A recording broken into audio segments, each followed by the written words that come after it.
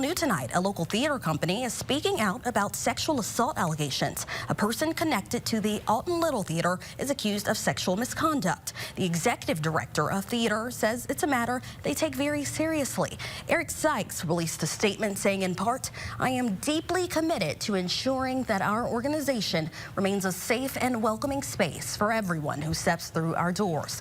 The statement goes on to say, however, allegations of past misconduct have been brought concerning individuals formerly affiliated with the theater. First Alert 4 has reached out to the Alton Police Department for more information about the sexual assault allegations. We are waiting to hear back. Well, now this is just the latest issue for the small community theater. 2 weeks ago, First Alert 4 visited the theater after hearing about a failure in its sewage system. Officials announced they would have to reschedule all show dates. A GoFundMe was created to help offset the cost of repairs, and several Alton businesses stepped in to help. Because of that support, the theater can resume performances with the next show scheduled to open on January 24th.